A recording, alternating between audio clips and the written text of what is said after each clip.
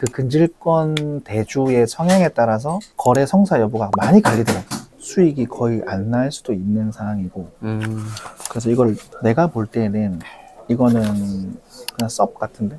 아마 그럴 수도 수협 있어요. 팔기 느낌인데?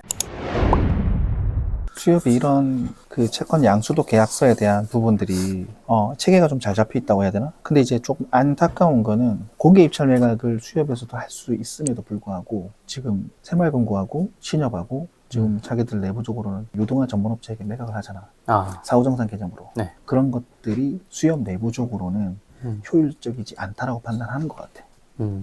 그렇기 때문에 특정 소주 공개 입찰 매각이 아닌 그냥 다수 공개 매각으로 하는 것 같아요. 이 펜션 물건은 낙찰가율이 높진 않지만 그래도 원금에서 거의 30% 이상 할인을 받으니까 권리가액 침해가 예상은 되지만 낙찰가율에 따른 배당, 우리 수익금, 할인받은 그 부분만큼에서의 수익 부분은 어느 정도 가져갈 수 있겠다.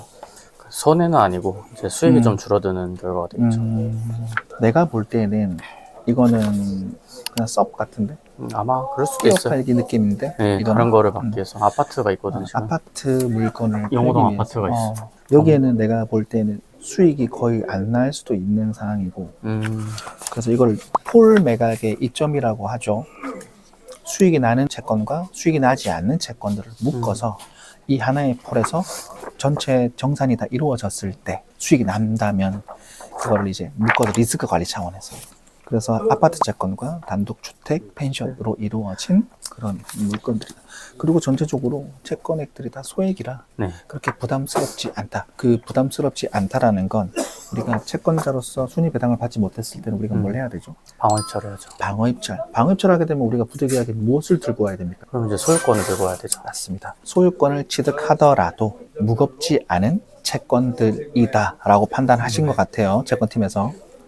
보통 채권 양수도 계약서상에는 담보물건에 대한 명세서와 채권에 대한 명세서가 나와 있는데 할인을 받았다라는 개념은 채권에 대한 명세서를 확인하시면 될 것 같아요.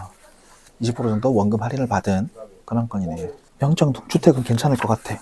이거는 이게 메인인 것 같은데 가지급 지금 이게 포함된 금액이니까 그럼 더 빼면 20% 가까이 받은 거 맞네. 원금에서 20% 정도는 다 할인을 받았고 펜션은 30% 정도 할인을 받았다. 그렇죠. 단독주택 그 정도면은 무난하네요. 이거는 지금 제가 서로 한번 보자고 만들었는데 혹시라도 착오가 있으시면 말씀해 주십시오. 새 건 맞으시죠? 네, 맞습니다. 이게 기본적으로 20% 이상 원금 할인이 수반된 금액이죠. 네네. 원래 원금 할인이 잘 안 되지 않습니까? 안 되죠. 원금 할인이 원래 안 되는데 이렇게까지 매각하시는 이유가 있을까요? 연말 연체율도 그렇고 그 다음에 또 저희는 똑같은 채권 팔더라도 소위 말해 이름 있고 우량한 회사랑 거래하고 싶어서 감사합니다. 감사합니다. 구독자고 하니까. 또 구독자시고 하니까. 근데 이거는 잔금을 어떻게? 잔금은 우리 연말 전에 바로 전액 현금으로 저희 자체적으로 다 정리를 할 거고요. 내년에 저희가 별건으로 유동할지 안 할지는 아마 연초에 질권 사항을 보고 할 것 같아요. 저희는 연말에 네. 어느 정도 이제 할 만큼 한 것 같다. 시즌 아웃을 생각했는데 콜을 주셔가지고 너무 감사합니다. 저희는 31일까지 달릴 생각인데 직원들이 싫어하더라고요. 연초에 저희도 큰 것들도 많이 있거든요. 네네. 그러니까 12월이나 1월이나 매각 담당자 입장에서 연체 채권 있는 한은 연도가 큰 의미가 없으니까 그렇죠. 자주 좀 두드려 주시고요. 제가 중점적으로 검토하라고 하겠습니다. 네, 고맙습니다. 근데 연초에도 조금 이제 저희가 밸류 했을 때 원금 할인을 좀 수반해서 계약을 할 수가 있겠습니까? 사실은 연말과 연초 분위기 조금 다를 수 있습니다. 완전 다르겠죠. 네. 지금 연말에는 아슬아슬한 연체율이라든지 이런 것들 때문에 사실 또 저희 같은 경우는 아시겠지만 수협이 해수부 소속이잖아요. 네네, 맞습니다. 해양수산부. 네. 금감원도 있지만 교집합으로 해수부에서도 연체율이나 이런 것들에 대해서 상당히 얘기를 많이 하기 때문에 연초가 좀 다를 수 있는데 그래도 저희가 어제 오늘 발생한 채권이 아니고 가지고 있는 채권들은 비슷하게 아마 할인 적용될 수 있을 것 같습니다. 보통 지금 매각 대상 채권들의 담보물 유형들은 어떻습니까? 다양하죠. 숙박시설, 그 다음에 임야.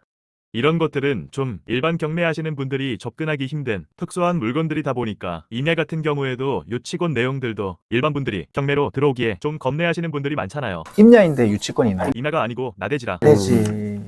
저희가 그 말씀은 아마 안 드렸을 거예요. 저희 채권팀에서. 하고 이 두 군데 물건이 숙박시설이 좀 많았어요. 그래서 제가 개인적으로 조금 숙박시설의 이제 운영에 관심이 있어가지고 이제 유입 취득의 목적으로 채권 몇 개를 제가 선별해서 근질권 대주에게 사전 심사를 한번 몇 건 올렸었습니다. 네. 근데 다 부결 맞았었어요. 그러니까 채권이 좋다 나쁘다를 떠나서 이 채권을 담보로 해서 저희는 근질권 조달을 해야 되는 부분이라 그 근질권 대주의 성향에 따라서 거래 성사 여부가 많이 갈리더라고요. 만약에 에서도 내년 1월 달부터 근저당권부 또는 우선수익권부 근질권을 취급할 계획이 있으신지. 우리 에서요? 아니요. 저희는 없을 것 같아요. 저 근데 대표님께 여쭤보고 싶은 게 있는데 그 숙박시설 다 아시겠지만 좀 가지고 있는데 숙박시설을 경매 낙찰을 받으시면 그 영업권 승계가 경매로 낙찰받는 사람한테 무조건 승계되는 건가요? 아닙니다. 일단은 그 매각 주체가 되는 임대인 본인이 직영으로 운영했을 경우에는 가능합니다. 근데 운영권이 임차의 형태로 별건으로 존재할 경우 담보물의 소유권과는 무관하게 당연 양수가 되는 게 아닙니다. 예. 왜냐하면 권리는 그대로 살아있기 때문에 그 사람하고 어떠한 명도 대상이긴 하지만 그 사람도 자신의 어떤 권리 금액을 주장할 수 있는 권한이 존재하기 때문에 그 사람하고는 다툼의 여지가 충분히 있죠. 그래서 저희는 숙박시설을 보고 있는 것 중에 하나가 전대라든지 임대라든지 전세권 설정이라든지 그런 어떤 임차권이 걸려있는 숙박시설을 보진 않습니다. 차주가 직영으로 운영하고 있는 그냥 명확한 깔끔한 그런 것들. 말씀하시는 그 권리가 등기상의 권리지 위탁 운영은 상관없는 거죠? 위탁 운영은 말 그대로 어떤 권리를 가지고 하는 게 아니고 임대인이 돌리는 거잖아요. 아닙니다. 그 임차권을 가지고 있는 자도 아마 다툼의 여지가 있을 거예요. 위탁업체는 나 대신에 그냥 일만 봐주는 그게 단순한 위탁업체가 있고 그러니까 그런 거죠. 임차인의 자격으로 들어올 수도 있네. 소유권과 운영권을 직영자가 가지고 있으나 그 운영에 대한 하도 형태로 그러니까 주체는 명확한데 실질적인 운영상에서는 하도 업체 형태로 있는 거죠. 원도급사가 있습니다. A라는 공사업자가 이제 종건사죠. 종건사가 유치권 포기각서를 제출합니다. 금융사가 그 유치권 포기각서를 확인하고 급부를 함에 있어 그 유치권 포기각서를 제출한 원도급사가 공사를 하는 건 아니지 않습니까? 근데 주체는 종건사가 공사를 한다고 나와 있어. 근데 거기에는 무수히 수십 개의 하도업체들이 깔립니다. 근데 그 하도업체들이 원도급사의 공사 대금이나 도급을 받지 못했을 때 유치권을 행사할 경우 곧 인정이 되거든요. 그런 것과 비슷한 논리라고 생각하시면 됩니다. 네. 저는 모텔이 아직 저도 좀 헷갈려요. 저도 헷갈립니다. 아파트같이 이렇게 투명하지 않으니까. 맞습니다. 그리고 이번에 제가 볼 때는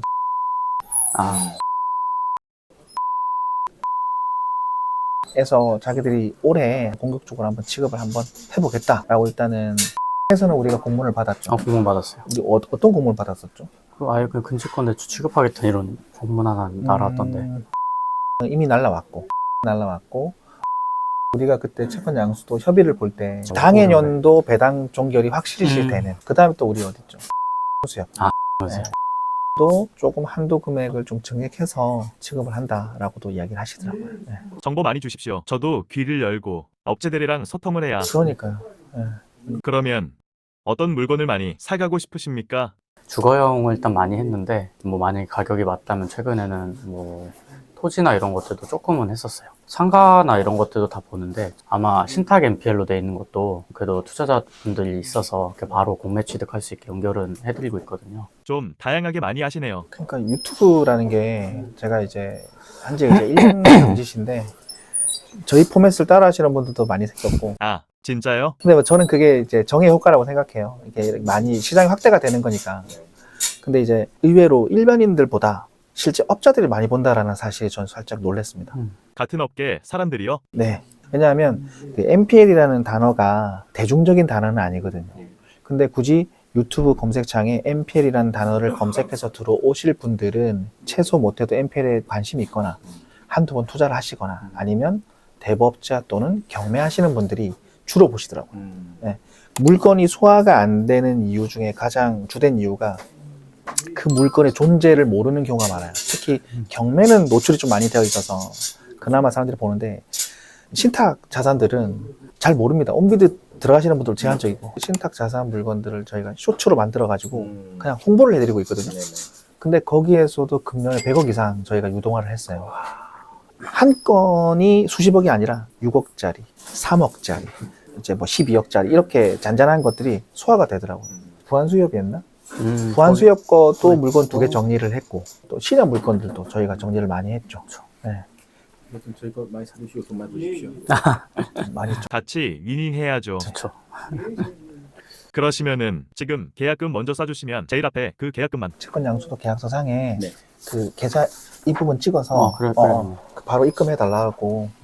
네, 그럼 계약금 요금만 입금을 네네. 하고, 그리고 오늘 지금 수정해서 찍기는 좀 빠듯하게 바쁠 것 같습니다. 제가 찍어서 그러면 보내주시는 보편으로. 걸로. 네. 알겠습니다. 한 부씩만 네네. 쓰시고 제가 인감이랑 좀 챙겨올게요. 잠시만요. 그러면 오늘 그럼 입금증은 받아갈 수 있을까요? 그럼요. 알겠습니다. 네. 영수증 바로 드리겠습니다. 계좌가 똑같죠, 어차피. 똑같습니다. 그러면 계좌는 하나만 찍. 이렇게 해서 보내주는 걸로.